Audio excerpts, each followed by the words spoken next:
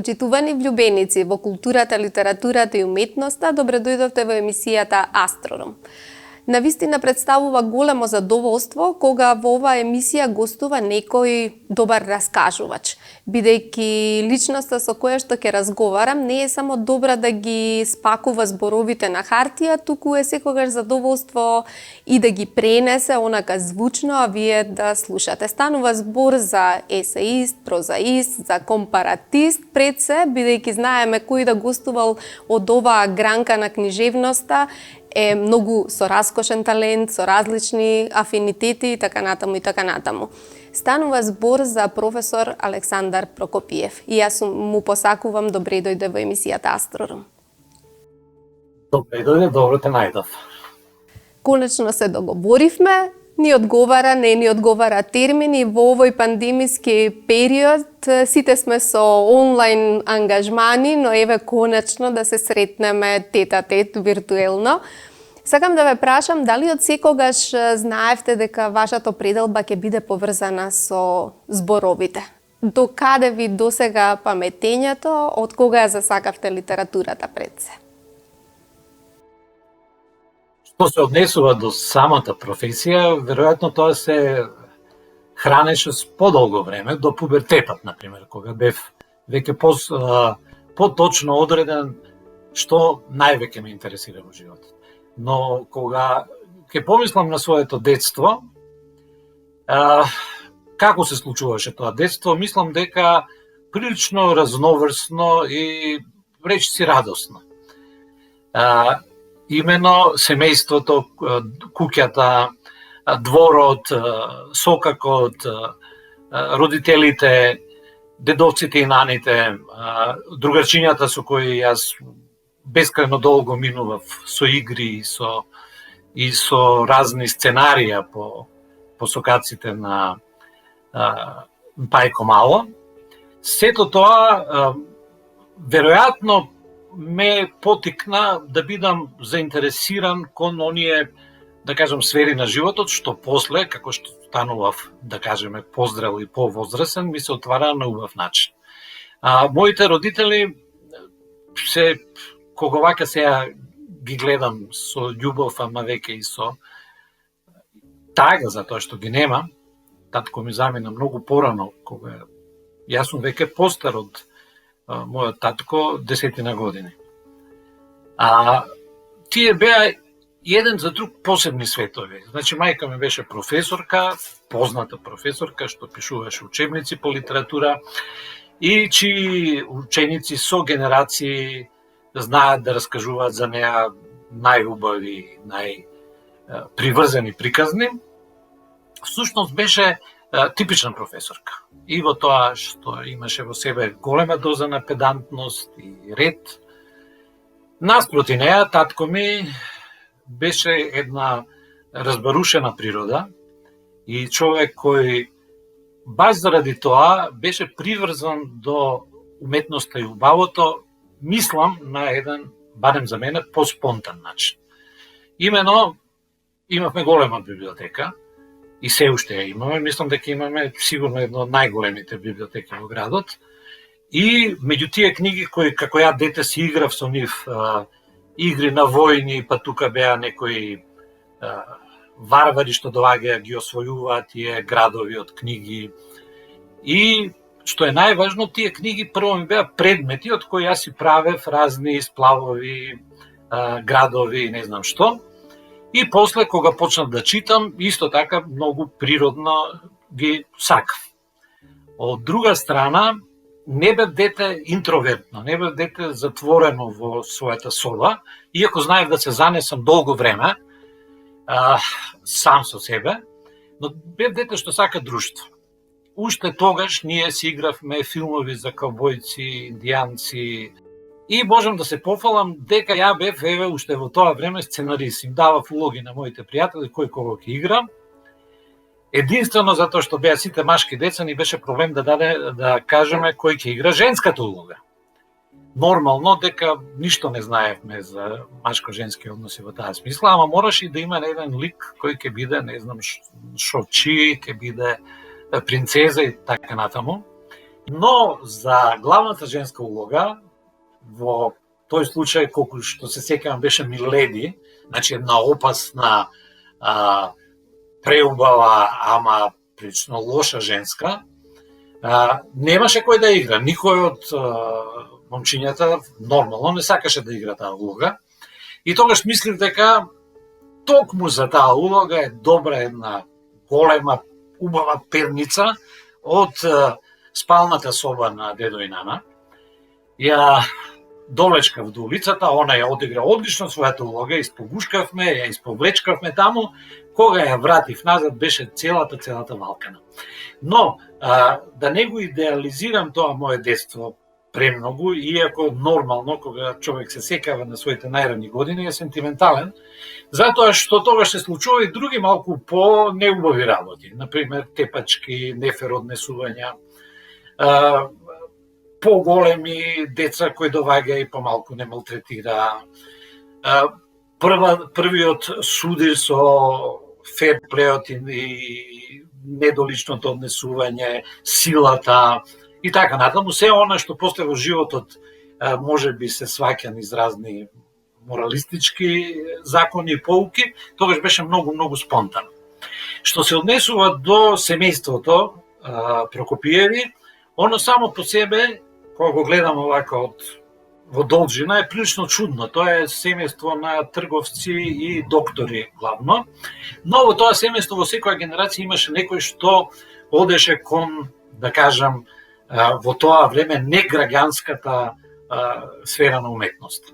Значи, Батко Георгија е еден прочуен лик од боемштината на 19. век, е некој мој прадедо. Трајко Прокопиев е многу близок роднина, братучет на тато. Значи, секогаш се наоѓаше некој кој не беше задоволен со тие стандарди на граѓанскиот живот и се обидуваше да едноставно и даде по-голема душа на она што го носеше како фантазерски дел од себе. Така што и средбите со тие луѓе, дедо ми одлично свиреше виолина, прикажува многу добро сите. Нивните друштва беа така некоја средина меѓу боемски друштва, кои знаеа да до крајот на тогаш ноќта и доцна беше негде до полнок, до полнок да остануваат да пеат, да пијат, да раскажуваат. Сето тоа како малечко дете ми остана во веројатно како некој убав талок на она што подосна во животот ќе биде моја страст. А какви беа гимназиските денови? Предпоставувам дека сте вие дете гимназиско. Обично сите со задоволство раскажуваат за тие денови на прагот на тоа профилирање што сакам да бидам и натаму. Можете да споменете некои личности зашто колку семејството го обликува човекот, толку и таа средина, дружбите натаму го дооформуваат. Може би уште тоа покарактеристично, затоа што моите гимназиски, дури училишни од основно училиште другари, се уште ми се добри другари.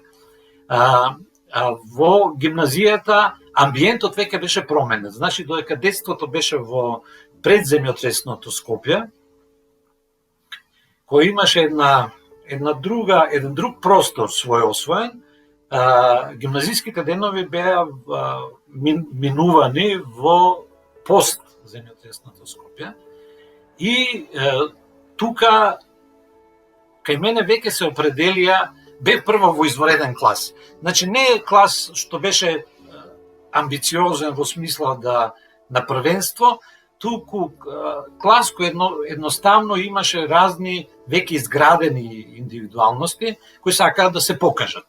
Со мене во класот беа, например, Таџер Салис, Људмил Спасов, Ставре Джиков, Мирољуб Шукарев, сега да не ги редам, сите бевме у исто одделение и ги поминувавме нашите гимназиски денови, не само на Корзо, каде што стално идевме, не само по петочни и саботни журки, каде што исто идевме, во професорската зграда, таму имавме свој клубче на Слиш, тука беа и првите симпатии и првите бакнежи, туку и во една многу убава дружба во таа гимназија. И кај мене се определија веќе за тоа можам да зборувам, две љубави. Значи, едното беше литературата и уметноста, многу силно, и второто беше биологија. Нешто што во тоа време се совпаѓаше за чудо со некоја, веројатно таа љубопитност да се истражи непознатото. Со Сали Стаџер, кој после стана познат кардиохирург, ние бевме тандем. Освојувавме први места и републички, а негде во трети клас бевме наградени и на сојузниот надпревар во Загреб. И знам дека првиот интервју за новини и телевизија беше тогаш, ние во бели мантилчиња, и во тогашната ревија Свет. Знам дека Салис многу веќе концентрирано зборуваше дека сака да оди на медицина и така натаму. Мене ме праша новинарот, а вие исто така ќе студирате медицина? Ја реков не. Иако јас сакам некои доктори кои одлично пишуваат, како Чехов, Бугалков, не знам за кои други доктори зборував, Драјзе. Но јас сакам да одам или на литература, или на режија. Зошто режија? Затоа што во тоа време правев и некои алтернативни представи, во кои сите овие мои другари, значи и Селим Нехар, и Весна Пендовска, и Кица Колбе глумеа. Тоа беше во 1919, имаше многу публика, дури имаше и милиција околу 1919, околу, како се вика, салонот, затоа што не им беше јасно што овие млади луѓе, прилично хипи расположени, прават представа ли, перформанс ли, бунт, што прават тие. И ми беше јасно дека можам да одам само на во тие две сфери, меѓутоа и едната и другата беа поврзани со други градови, не со Скопје. Значи, компаратива, затоа што најака во таа наша југословенска држава тогашна беше Белградската компаратива, а режијата најсилна беше во Прага, каде што многу од младите наши режисери одеа и таму и потоа стана целата елита на големи режисери југословенски студенти во Прага. И нормално компаративата во Белград. Ова сега ќе ви го кажам на вас прв пат, иако затоа што се отворив прилично. Значи, пред да одам таму, татко ми веќе се разболе и беше на лекување во Игало. Но, кога требав да се упишам на компаратива, затоа што не ја одбрав, тој дојде со мене. Тогаш студенти, односно кандидати за студии од цела Југославија, доваѓаа да студираат на таа компаратива, а бројот на студенти беше ограничен. Значи, моравме да предеме еден испит приемен, кој не беше баш лесен. Знам дека ја го предов и бев дури во горниот дел, и после со тато се враќавме со воз, и тој тогаш ми кажа, ти знаеш ли, Сашо, ми рече татко ми, дека додека бев во Игало, ми стигна писмо од мајка ти. И сега ќе ти го кажам тоа, ама немој да го пренесеш на неја. Добро, реков тато, што ти пишуваше? Таа ми кажа, овој наш син сака да иде на компаратива. Таму ќе се дружи со писатели, боеми, слободни женски. И тој негов живот стално ќе биде на некој рап. Зошто он не си тргне, убеди го да тргне на медицина, па после ако сака нека пишува. И нормално татко ми за тоа не ми кажа, дури кога беше завршено се, ми го покажа писмото. И сега тие белградски денови наликуваа на оние фолиранти на Момо Капор или какво време вие затекнавте? Какви ви беа студиите во Белград, една развиена средина? И мислам дека се уште престиж како референца во нечија биографија. Па дури за режијата и таму, колку што ги слушам приказните, не било едноставно да се влезе и во тие класи и секако за компаративна книжевност, како што рековте, конкуренцијата била силна. Да, кога мислам на своите студентски денови, јас си видам, пак имав среќа дека најголем период од тие младешки години сум ги поминал во градови кога тогаш беа топ. Значи, во секој град и секој град си има некои своји промени, не биолошки, ама еволутивно. Значи, има период на сјајни периоди, има потемни периоди во секој град. Во два града во кои јас сум живеел подолго, значи пред се во Белград, кај што бев скоро цела декада, и во Париз, во кој исто подолг период бев, тие два града во тоа време кога бев во нив беа во најубав период. Значи, Белград во 80-тите години беше светски град, во се. И многу лесно и со љубов можев да влезам во тој живот и не само да влезам и да учествувам. Додека бе, еве ова ќе ви кажам еден дел, кој е малечок дел, ама не важен. Кога бе во Скопје, веќе свирев во некои рок групи, така што, например, кај мене тапанари биле и Гаро, и Коки, Димушевски, кој после прејде на клавиатура, во Амбарот на Треск. И тогаш бевме пред група еднаш на Силуети на Мишковиќ, кој тогаш беше голема звезда, и јас нешто после концертот носев еден полуцилиндер пак украден од дедо ми, и си направивме многу убав муабет и ја му реков, ја изгледа ќе дојдам во Белград. О, вика, ти многу интересно свириш, можеш да си дојдеш во некој состав. Мислам дека е тоа необично, но веднаш што дојдов во Белград, ја се вклопив во многу добри групи и тој дел од животот, не баш беззначаен и временски, ми беше многу возбудлив. Значи, тогаш имаше еден, да кажам, белградски космополитизам во најубава смисла. Луѓето беа, мислам, луѓето, моите врсници, беа страшно отворени.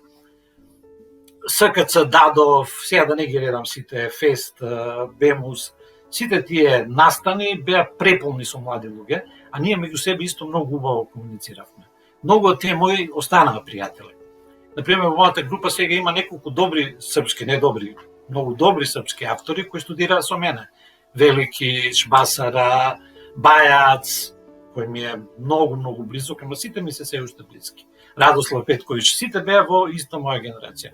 Како што за време на гимназијата имав јак клас, така за време на студиите на компаратива имав многу јака група и многу рано тие луѓе почнаа да пишуваат.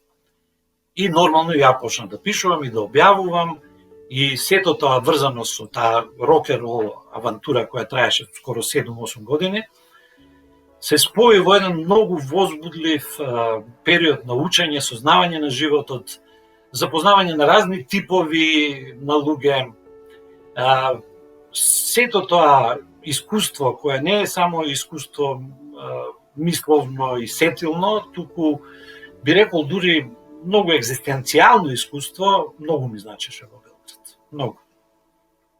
Само имињата што ги споменавте, не да се големи, туку како да ја читавме листата на ни новите добитници или на другите книжевни награди, знаеме да какви личности се тоа.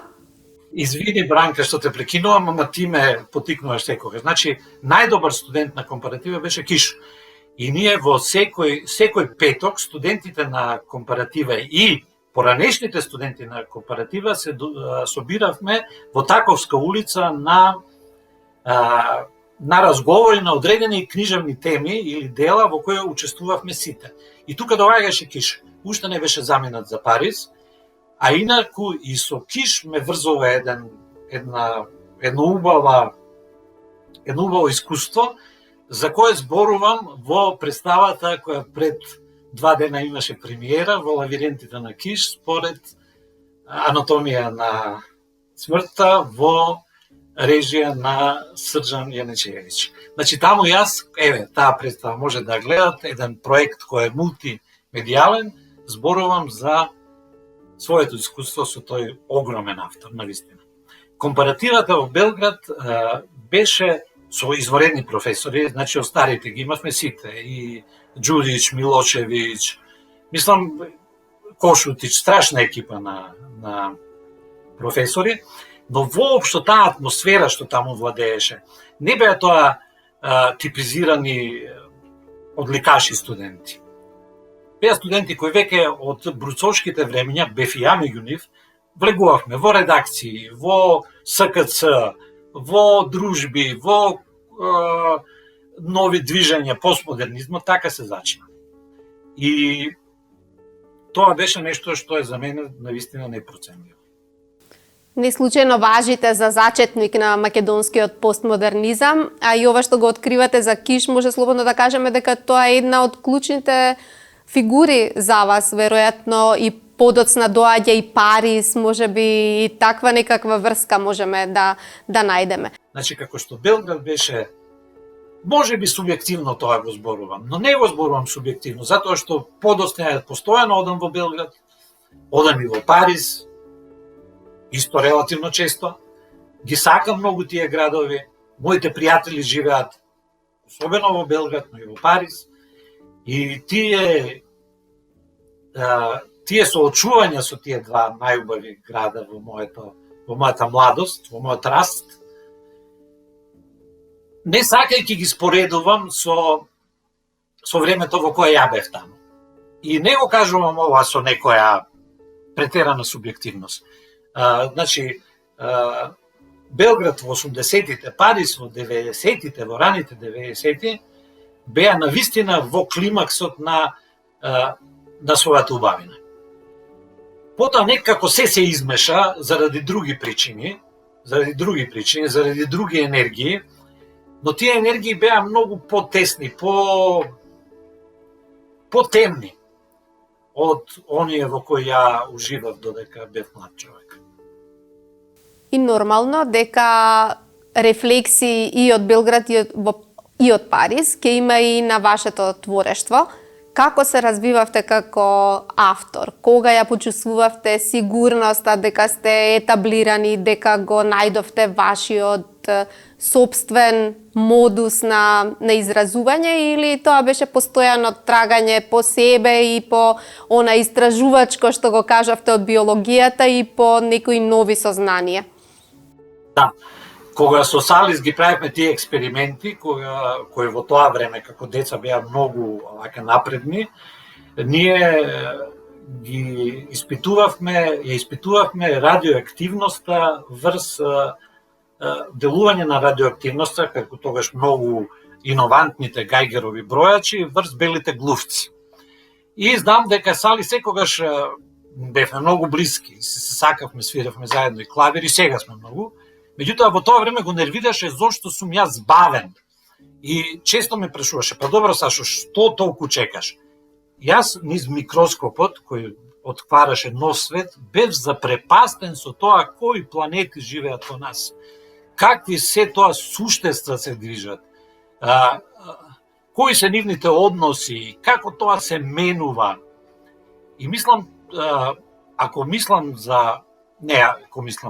на некој начин го промислувам својот пат како писател, јас секогаш се осеќам како студент.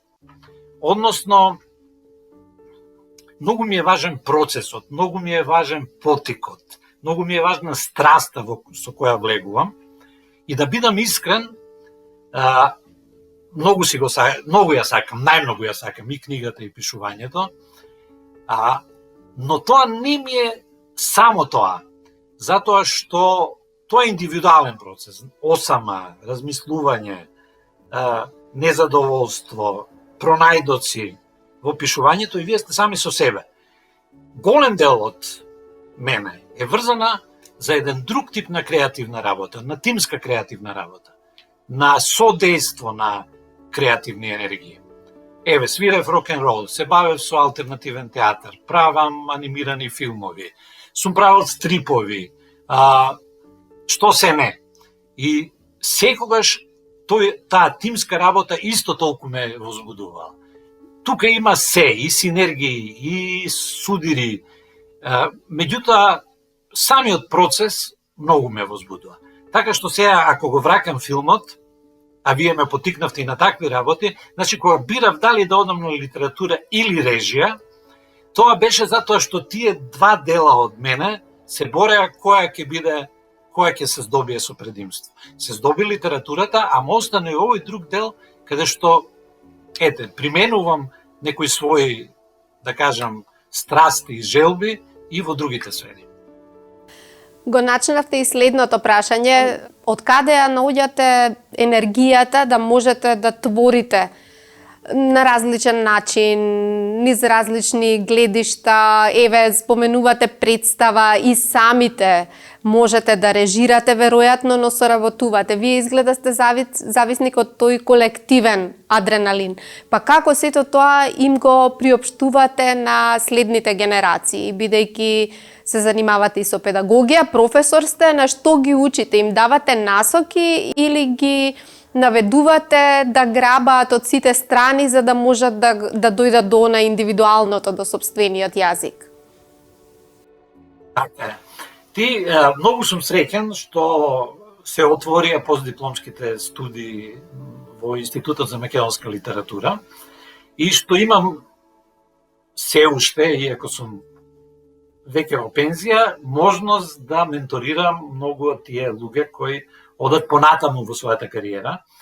Но тоа што беше основно во радоста на предавањето и менторството беше таа другарска конекција со луѓе кои повеќето од нив веќе има избран свој пат во животот. Значи, без оглед дали се работеше за литерари, мислам оние што завршили ке нас компаратива, која веќе изградена група, дали беа од филозофски факултет, архитекти, актери, глумци, режисери, што се не струки беа ке мене на постдипломските студии, но со секој од нив, барем јас настојував да воспоставам еден подлабок однос во кој и јас учев низ нивното знаење. Затоа што тие веќе имаа зад себе декадно искуство, некои повеќе од тоа, има во своите професии длабочување и знаење и можеби исто толку се хранев од нивната предаденост, колку и тие, се надевам, добиваа нешто од мене во заедничката работа во испитите и тезите. Мене ме бие глас дека сум неконвенционален и во тие работи, меѓутоа мислам дека е тоа основната задача на човек кој презема на себе улога на учител. Да не биде надмен, да не биде суверен, него да биде соучесник, да биде другар, да биде, повозрасен другар. И тоа е заради она што вие го спомнавте за пронаоѓање на сопствената индивидуалност на тие луѓе, кои како мене бараше приличен пат со премрежија, со порази, но на крај даде резултат. Ме праша еден загребски новинар, многу убаво интервју имав, вика, вие сте биле скоро сегде сте имале успех, а зошто не станавте популарен? Мислам, тоа беше едно прашање онака, баш во центарот, и јас му одговорив, исто така брзо, затоа што беше тоа разговор, никогаш не сум сакал да бидам популарен, затоа што популарноста е секогаш врзана со одредена цел. Друго е кога она се гради. Друго е кога со години вие добивате нови читатели, критичари, дека расте кругот, на разни јазици ве читаат, отколку да бидете топ звезда на една сезона или да бидете на хит листата горе. Тоа никогаш не ме интересирало. Секогаш сум бил, како се вика тоа, строг кон она што го пишувам, ама не заради тоа да бидам некој судија, него едноставно затоа што ги гледам работите на подолги патеки. Не се сомневам дека ќе продолжите во истражувањето. Дали има нешто известно, некој нов проект, некој нов обид, нешто ново да правите во нова област, да ни откриете? Бидејќи таа жилба за новото очигледно ве храни, верувам дека имате нешто навидум. Да имам, него имам неколку проекти, ама да не се многу кога бев пубертечија, имаше, немој толку да се дуеш, што значи не се прави толку важен, да ги сочекаме тие резултати, ќе бидат релативно скоро и потоа можам за нив да зборувам малку по-аргументирано. Но важно е дека секогаш постојат. Значи, во овој момент ја работам на книжевен проект и друг еден што е врзан со друга уметност, со изведувачка, со филмот. Јас би сакала да ве видам и во некои музички проекти, ова што го зборувате да го видиме на дело, она што сте го правеле во раната младост. Да ве прашам, што ве одушевува последно, бидејќи многумина се жалат дека еве може би овој застој пандемиски ќе даде нови форми, ги поттикнува луѓето на поинакво размислување. Дали во литературата сметате дека се случуваат нови работи или сепак останува дека приказната е најважна, колку е силна приказната, па како и таа да е донесена, со какви техники, тоа е помалку важно од што самата суштина. Точно е така, приказната е секогаш важна.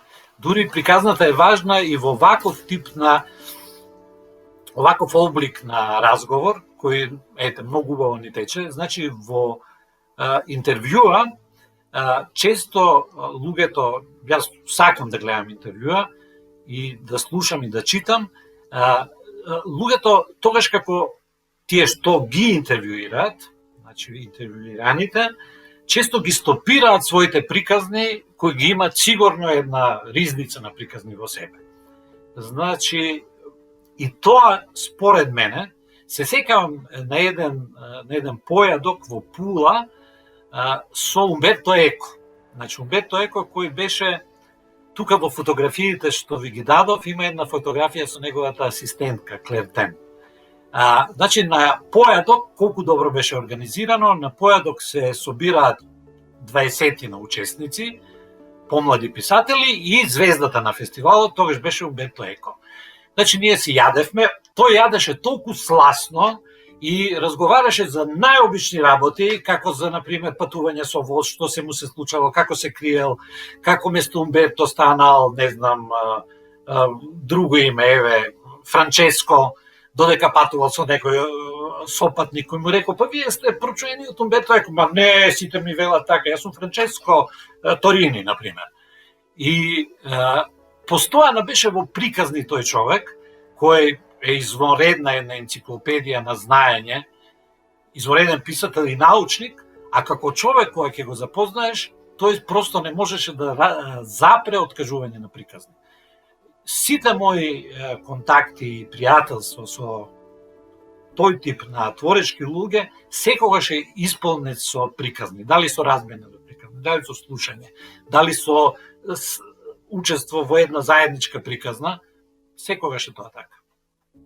Дали некогаш ви се случи застој во мислата, исправени пред белиот лист, оној најголемиот страотен сон на сите писатели, имавте таков период во животот кога моравте да сопрете, кога бевте сопрени, кога не знаевте како понатаму или се одеше, бидејќи вие рековте, сте споровозен тип на човек кој што ги гради работите полека, трпеливо за сите времења? Главно приказните се редат, јас само ги следам. Меѓутоа, се случуваат како да не моменти кога една приказна која мислам дека многу лесно ќе оди, запнува. И тогаш веројатно е тоа работа на темпераментот.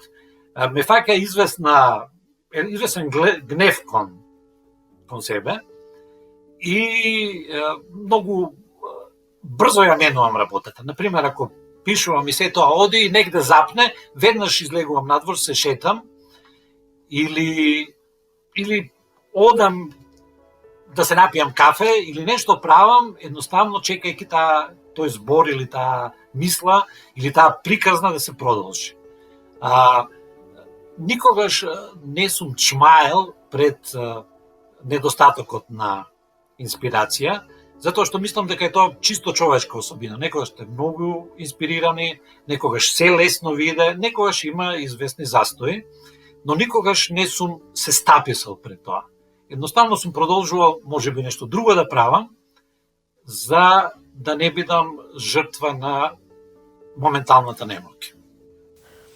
Јас како некнижевен експерт, како обичен љубител на литературата, сигурно нема да се дрзнам да зборувам за некои специфични нешта од таа област, но се обидов низ овој разговор, за кој што ми вела дека минутите веќе поминале, да откриам некоја друга страна, да откриам некои неслушнати приказни. Вие потенциравте дека некои работи ги кажавте прв пат, па тоа е навистина задоволство. Го споменавте Киш.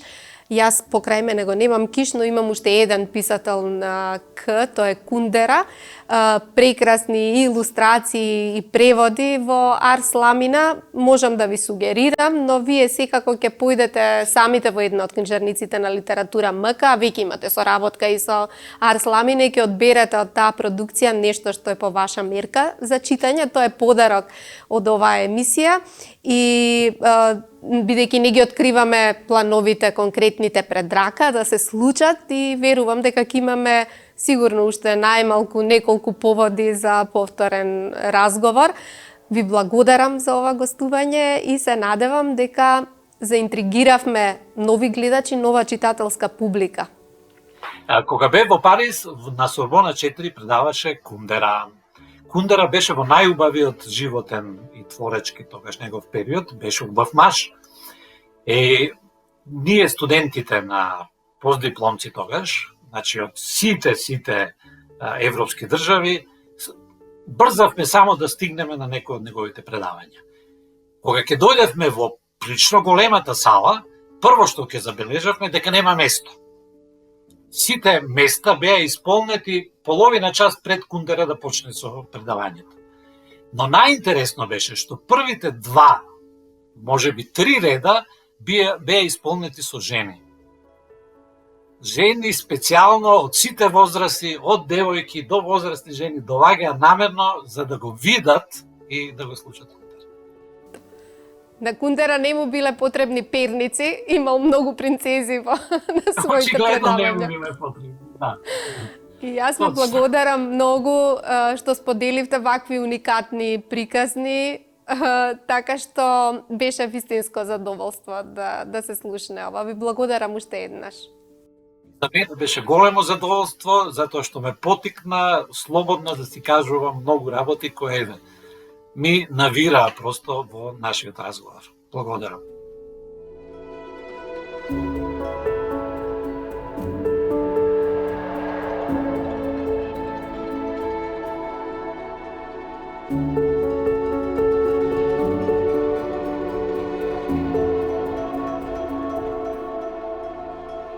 Thank you.